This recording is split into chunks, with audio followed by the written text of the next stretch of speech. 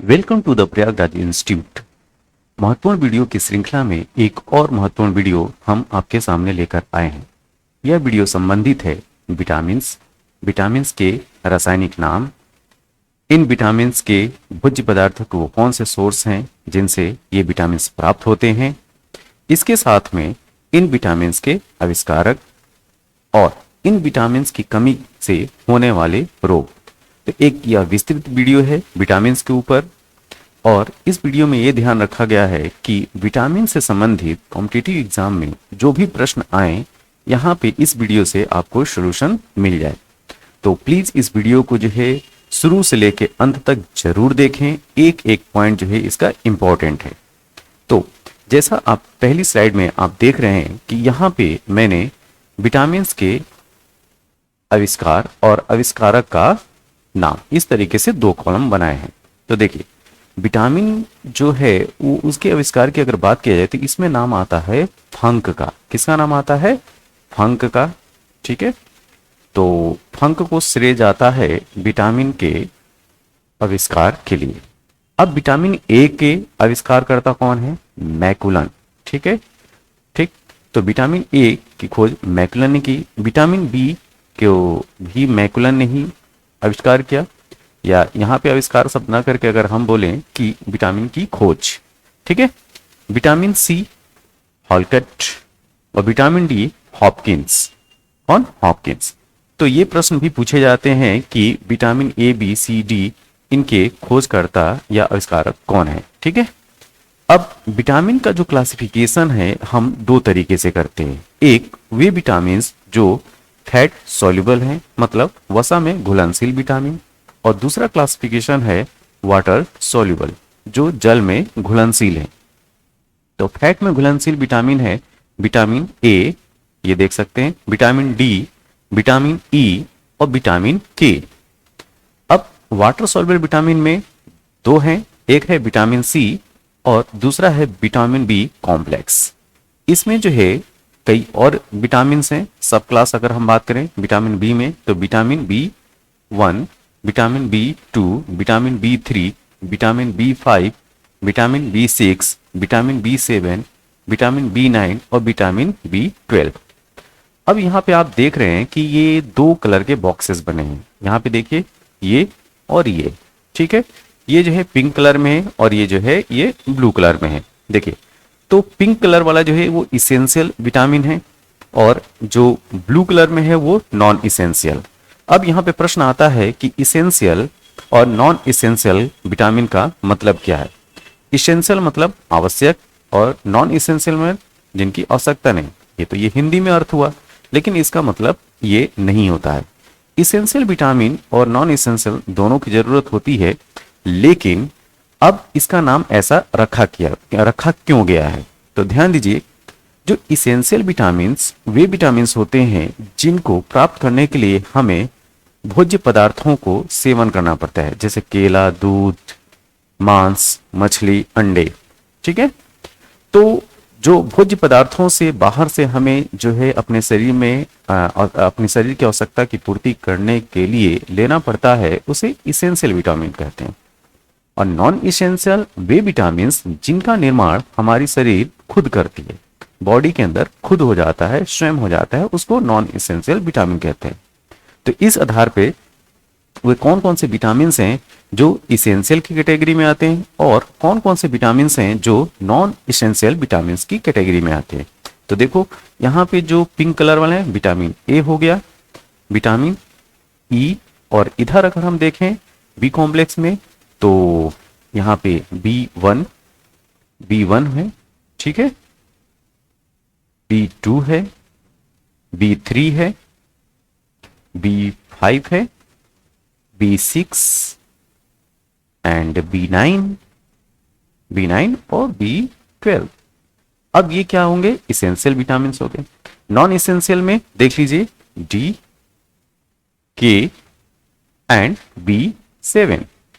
B7 को मैं इधर लिख देता हूं।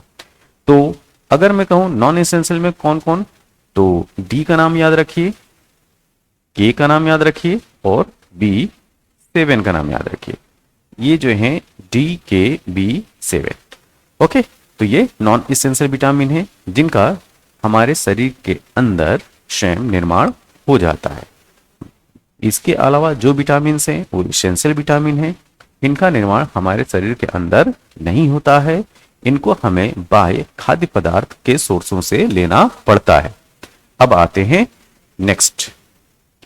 अब जैसा हमने क्लासिफिकेशन किया वसा में घुलनशील विटामिन और जल में घुलनशील विटामिन, तो वसा में घुलनशील विटामिन में हम लोगों ने क्या बात की थी, ADE के।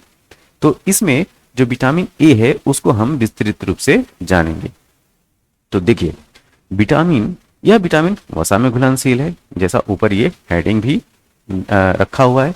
इसका रासायनिक नाम, ठीक है, इसका रासायनिक नाम एक्सोरोफाइटाल, ठीक है, रेटिनॉल भी बोलते हैं इसको। विटामिन ए दृष्टिवर्णक के संश्लेषण एवं उपकला उत्तक स्तरों का मतलब एपिथेलियल टिश्यू की बात की जा रही है, उनके वृद्धि एवं विकास में सहायक होता है, ठीक है, उनके ग्रोथ एंड डेवलपमेंट में हेल्पफुल होता है। किसके, दृष्टिवर्णक, ठीक है, जो कलर पिगमेंट्स हैं उनकी सिंथेसिस में और एपिथेलियल टिश्यू के डेवलपमेंट और ग्रोथ में। मनुष्य में इसकी कमी से क्या होता है, रतौंधी को निक्टेलोपिया बोलते हैं, ये ध्यान रखिएगा, इंग्लिश में निक्टेलोपिया, जिसको रतौंधी बोला जाता है हिंदी में, ठीक है। शारीरिक वृद्धि व भार में कमी, कॉर्निया तथा त्वचा की कोशिकाओं संबंधी रोग इससे उत्पन्न होते हैं। कॉर्निया और त्वचा से संबंधित रोग इससे उत्पन्न होते हैं अगर विटामिन ए की कमी है आपके शरीर में। अब बात की जाए कि विटामिन ए का मुख्य स्रोत क्या होगा, तो मुख्य स्रोत हैं गाजर, हरी सब्जियां, घी, दूध, पनीर, अंडे, मछली।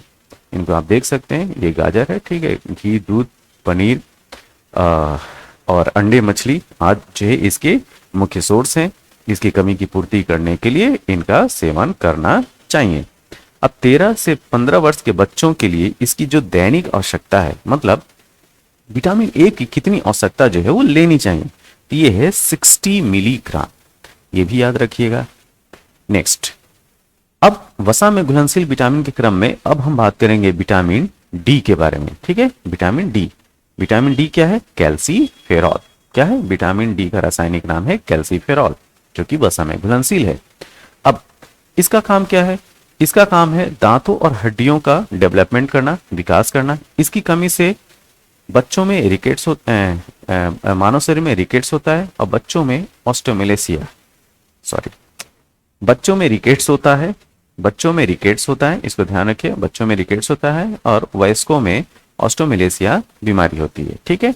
आप यहाँ पे देख सकते हैं, ये बच्चों की जो पैर की जो हड्डियां हैं वो टेढ़ी हो जाती हैं, ठीक है, पैर की जो हड्डियां हैं वो टेढ़ी हो जाती हैं, इस बीमारी को रिकेट्स बोलते हैं। अगर यही एडल्ट्स में हो, ठीक, पैरों का टेढ़ा हो जाना विटामिन डी की कमी की वजह से, तो उसको बोलेंगे ऑस्टियोमेलेसिया। क्या, ऑस्टियोमेलेसिया।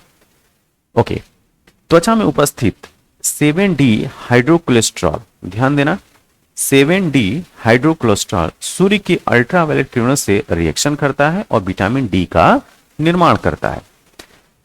अगर आपसे पूछा जाए कि विटामिन डी क्या सूर्य की रोशनी में होता है, ये बिल्कुल मत बोलिएगा। सूर्य की जो रोशनी होती है, उसकी जो अल्ट्रावायलेट रेज होती हैं, उनकी उपस्थिति में जो हमारी त्वचा के नीचे 7D हाइड्रोकोलेस्ट्रॉल होता है वो एक्टिव विटामिन डी को में परिवर्तित हो जाता है। किसमें, एक्टिव विटामिन डी में। तो ये कह सकते हैं कि जो विटामिन डी का प्रो फॉर्म है वो है 7D हाइड्रोकोलेस्ट्रॉल या इनएक्टिव फॉर्म। अब ये एक्टिव होता क्या है, सन के अल्ट्रावायलेट रे से। ओके, अब इसकी सोर्स की बात कर लें, मक्खन, आंवला, मछली का तेल आज जो है वो विटामिन डी के प्रमुख सोर्स है। यहाँ पे पिक में आप देख सकते हैं मक्खन, मछली, ठीक है, इनका सेवन कीजिए और विटामिन डी की कमी की पूर्ति कीजिए। नेक्स्ट, अब वसा में घुलनशील विटामिन के क्रम में है विटामिन ई, जिसका केमिकल नेम है टोकोफेरॉल। क्या, टोकोफेरॉल। तो यह विटामिन जो है वो प्रजनन कोशिकाओं का निर्माण करता है, इस कारण से प्रजनन विटामिन भी कहते हैं, ठीक है। क्या बोलते हैं इसको, फर्टिलिटी विटामिन या प्रजनन विटामिन कहते हैं। इसको ब्यूटी विटामिन भी बोलते हैं। क्या, ब्यूटी विटामिन। इसके इसके सेवन से जो है, इसके अगर इसका आप जो है सेवन करते हैं, अपने खान पान में रखते हैं, तो आपकी जो स्किन है वो तरोताजा बनी रहती है। ठीक है, ओके। इसकी अनुपस्थिति में मनुष्य में नपुंसकता, इनफर्टिलिटी का प्रभाव आ जाता है।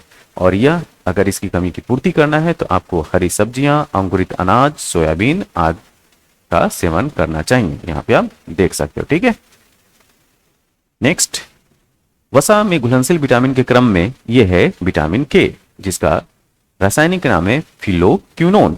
क्या? फिलोक्विनोन, जो कि वसा में घुलनशील है। इसका अगर प्रमुख कार्य की बात की जाए तो इसका है ब्लड कोआगुलेशन करना, मतलब रक्त स्कंदन करना, तथा लीवर में प्रोथ्रोम्बिन का निर्माण करना। अगर आपसे पूछा जाए कि वह कौन सा विटामिन है जो यकृत में प्रोथ्रोम्बिन के निर्माण में सहायक है, तो यह है फिलोक्विनोन, विटामिन के। अब इसकी कमी से होगा क्या? इसकी कमी से जो है ब्लड क्लॉट नहीं बनता है। अब ब्लड क्लॉटिंग का मतलब क्या होता है? ब्लड क्लॉटिंग का मतलब होता है, जैसे मान लिया कि अगर कहीं पे आपको इंजरी हो जाए, वहां से रक्त निकल रहा है, ठीक है, और रक्त या खून का बहना जो है वो रुक ना पाए, ठीक, तो इसका मतलब कि उसका जो है थक्का नहीं बन पा रहा है। तो थक्का ना बनने का कारण जो है विटामिन के की कमी। तो इसी वजह से विटामिन के जो है प्रचुर मात्रा में अपने शरीर में होना चाहिए, जिससे कि अगर कहीं पे कटे फटे तो अगर रक्तस्राव हो तो वो जल्दी से वो बंद हो जाए। तो रक्त का थक्का बनाने में जो सहायक होता है वो विटामिन के होता है, और इसकी कमी से रक्त का थक्का नहीं बनता है और ज्यादा ब्लीडिंग होती है। अब इसकी कमी की पूर्ति कैसे करेंगे? हरी पत्तेदार सब्जियां खाइए, टमाटर का सेवन कीजिए, पनीर आदि इसके मुख्य स्रोत हैं। ठीक है, ये चीज। नेक्स्ट, विटामिन बी समूह की अब हम लोग बात करेंगे, ठीक, क्योंकि उधर ए डी ई के जो ये 4 विटामिन थे, ए डी ई के, वो वसा में घुलनशील विटामिन थे। अब हम बात करेंगे जल में घुलनशील विटामिन। देखिए, जो विटामिन बी कॉम्प्लेक्स हैं ये जो है वो जल में घुलनशील हैं। अब जल में घुलनशील नाइट्रोजन युक्त विटामिन है ये, ठीक है। और विटामिन बी का समूह इसमें 11 प्रकार के, अगर आपसे पूछा जाए बी कॉम्प्लेक्स में टोटल कितने हैं, तो 11 विटामिन हैं। अब देखो, इसमें जो पहला विटामिन है वो विटामिन B1 को हम डिस्कस करेंगे। विटामिन B1 को का रासायनिक नाम थायमीन है। क्या है? थायमीन, जो जल में घुलनशील है। इसकी कमी से बेरी बेरी रोग होता है। यहाँ पे इस बच्चे को देख सकते हैं, ये बेरी बेरी रोग से ग्रसित है। अब इसमें होता क्या है? वृद्धि मतलब ग्रोथ रुक जाती है, वजन का घटना होता है और तंत्रिका विकास मंद हो जाती है। मतलब कि जो न्यूरोलॉजिकल जो डेवलपमेंट होता है वो काफी स्लो होती है। ठीक है, अब इसकी कमी को पूर्ति कैसे करेंगे? इसकी कमी की पूर्ति करने के लिए आपको बीज वाले अनाज खाइए, मांस, दूध, सोयाबीन, हरी सब्जियां, चावल विटामिन B1 के प्रमुख सोर्स हैं। ठीक है, अब आते हैं नेक्स्ट, विटामिन B2 की बात करते हैं। विटामिन B2 का रासायनिक नाम है राइबोफ्लेविन। क्या है? राइबोफ्लेविन। ये भी जो है जल में घुलनशील विटामिन है। अब ये जो है कार्बोहाइड्रेट तथा अन्य जो पदार्थ हैं उसके मेटाबॉलिज्म में भाग लेता है। ठीक है, मेटाबॉलिज्म के 2 पार्ट होते हैं, एक कैटाबॉलिज्म होता है, एक एनाबॉलिज्म होता है। ठीक है, तो जो उपापचय प्रक्रियाएं हैं, कार्बोहाइड्रेट तथा अन्य जो भी सब्सटेंस हैं उनमें पार्टिसिपेट करता है क्या? Vitamin B2। इसकी कमी से ग्रोथ नहीं होती है, जीभ पर छाले पड़ जाते हैं, त्वचा में रूखापन आता है, रक्त क्षीणता मतलब एनीमिया आदि इसके दुष्प्रभाव हैं। ठीक है, अगर इसकी कमी रही तो विटामिन B2 के कमी को दूर करने के लिए करना क्या है? मांस खाइए, सोयाबीन का सेवन कीजिए, दूध पीजिए और हरी पत्तेदार सब्जियां खाइए और अंडे का सेवन कीजिए। ठीक है, ये चीज। नेक्स्ट, जल में घुलनशील विटामिन के क्रम में अब बात करेंगे B3 का रासायनिक नाम है नियासिन। क्या? नियासिन, जो कि जल में घुलनशील है। अब इसकी कमी से शरीर में होता है पेलाग्रा। ठीक है, पेलाग्रा होता है और इसे 4D सिंड्रोम भी कहते हैं। जो पेलाग्रा बीमारी है उसको 4D सिंड्रोम भी कहते हैं। सिंड्रोम शब्द का मतलब आप ये समझिए कि बीमारियों का समूह, मतलब 1-2 बीमारियों के लक्षण नहीं दिखते हैं, इससे ज्यादा बीमारियों के लक्षण दिखते हैं, इस वजह से सिंड्रोम शब्द का इस्तेमाल किया जाता है। तो पेलाग्रा जो है वो 4D के नाम से भी जाना जाता है। अब इसमें जो 4D है में एक जो चारों डी है वो है क्या? तो एक डी का मतलब है डायरिया, दूसरा है डर्मेटाइटिस और तीसरा है डिमेंशिया और चौथा है डेथ। डायरिया, डर्मेटाइटिस जो है वो चर्म रोग है, डिमेंशिया मंद बुद्धि मतलब भूलने की आदत जो है वो डिमेंशिया में आता है, लोग जो है जल्दी ही भूल जाते हैं, ठीक है। और अगर सीवियर कंडीशन होगी, ठीक, तो अगर ज़्यादा कमी है B3 की, नियासिन की, तो डेथ भी हो सकता है, ठीक। तो डायरिया, डर्मेटाइटिस, डिमेंशिया और डेथ, ये है 4D। अच्छा, इसके अतिरिक्त ये पाचन क्रिया में कमी मतलब भोजन सही नहीं पचता है, मानसिक विकार, ठीक, मेंटल डिसऑर्डर की भी समस्या B3 की कमी की वजह से आती है। अच्छा, विटामिन B3 के प्रमुख सोर्स क्या है? तो विटामिन B3 के प्रमुख सोर्स हैं ईस्ट, मांस, हरी सब्जियां, ठीक है। एक चीज हम लोग देख रहे हैं कि लगभग हर विटामिन में जो है हरी सब्जियां आ रही हैं, तो प्लीज आप जो है हरी सब्जियों का सेवन जो है भरपूर करें, ठीक, खान पान में बैलेंस रखें, संतुलन रखें। इस वजह से इन विटामिन की कमी की पूर्ति आप कर सकते हैं। अब आते हैं जल में घुलनशील विटामिन के क्रम में नेक्स्ट B5 पे। B5 का रासायनिक नाम है पेंटोथेनिक एसिड। क्या? Pantothenic acid. ये भी जल में घुलनशील है। इसकी कमी से चर्म रोग होते हैं, ठीक है, बालों का जल्दी सफेद होना, जनन क्षमता, फर्टिलिटी रेट में कमी आती है, थकान महसूस होता है, उल्टी, अनिद्रा, नींद नहीं प्रॉपर आती है, ठीक है। आज इसकी कमी से आपको फील होगा, ठीक है। विटामिन बी के स्रोत की अगर बात करें तो अंडा, यकृत, दूध, मूंगफली, आप इसका जो है सेवन कीजिए और विटामिन B5 की कमी को दूर कीजिए, ठीक है। आप यहाँ पे देख सकते हैं। नेक्स्ट, जल में घुलनशील विटामिन के क्रम में है B6 पायरिडॉक्सिन। इसका नाम जो है पायरिडॉक्सिन है, रासायनिक नाम पायरिडॉक्सिन है, जल में घुलनशील है। अच्छा, इसका जो काम है अमीनो एसिड्स, जो अमीनो अम्ल है उसकी मेटाबॉलिज्म में ये पार्टिसिपेट करता है। इसकी कमी से वृद्धि में रुकावट आती है, अच्छी ग्रोथ नहीं हो पाती है, त्वचा से संबंधित रोग हो जाते हैं और एनीमिया की भी कंडीशन डेवलप होती है, ठीक है, जिसको रक्त अल्पता हिंदी में बोलते हैं। तो अब इसकी जो है कमी को दूर करने के लिए केला खाइए, मछली खाइए, मांस खाइए, ठीक है, हरी पत्तेदार सब्जियां खाइए और ड्राई फ्रूट्स का भी आप सेवन कर सकते हैं। ओके, अब आते हैं नेक्स्ट बायोटीन या B7, ठीक है।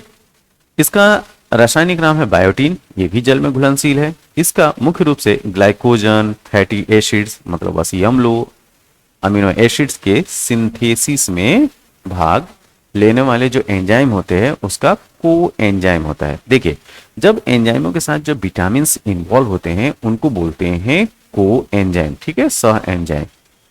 तो बहुत सारे विटामिन जो है जिसमें से B7 एक है जो कि एंजाइम के साथ कॉन्जुगेट होता है, तो इसको बोलते हैं सह एंजाइम। इसकी कमी से त्वचा में त्वचा सल्की, ठीक है, मतलब परत दर पर, मांसपेशियों में दर्द का अनुभव होता है और रक्त क्षीणता होती है। क्या होती है? रक्त क्षीणता होती है, मतलब एनीमिया की कंडीशन आपको देखने को मिलेगी, ठीक है, एनीमिया। इसके मुख्य स्रोत में मांस, हरी सब्जियां, ईस्ट, अंडा, ठीक है। तो हरी सब्जियां, मांस, अंडा आप खाइए और विटामिन B7 की कमी की पूर्ति कीजिए। नेक्स्ट, अब बात करते हैं B9 को। B9 का रासायनिक नाम है फॉलिक एसिड, ठीक है, फॉलिक एसिड। ये भी जल में घुलनशील है। इनका मुख्य कार्य रक्त कणिकाओं का निर्माण करना, ठीक है। इसी वजह से जिसको भी एनीमिया की प्रॉब्लम होती है उनको फोलिक एसिड की गोलियां भी दी जाती हैं, ठीक है। तो रक्त कणिकाओं का निर्माण करना, डीएनए का संश्लेषण करना मतलब डीएनए सिंथेसिस करना, इसकी कमी से एनीमिया होती है। क्या? एनीमिया नामक रोग हो जाता है, मतलब खून की कमी। और विटामिन B9 के जो स्रोत हैं सब्जियां, ईस्ट और सोयाबीन। नेक्स्ट, विटामिन B12 की बात कर लें। विटामिन B12 का केमिकल नाम है, रासायनिक नाम है साइनोकोबालामीन। क्या? साइनोकोबालामीन। ये भी जल में घुलनशील है। अब सारे विटामिनों में से केवल और केवल साइनोकोबालामीन या ये कहें विटामिन B12 ही एक ऐसा विटामिन है जिसमें धातु पाई जाती है कोबाल्ट। क्या? कोबाल्ट, ठीक है। अब एक प्रश्न मैं आपसे पूछना चाहूंगा कि कोबाल्ट जो धातु है इसका एटॉमिक नंबर कितना होता है? क्या? Atomic number. तो कोबाल्ट का एटॉमिक नंबर आप कमेंट बॉक्स में जरूर बताइए, ठीक है।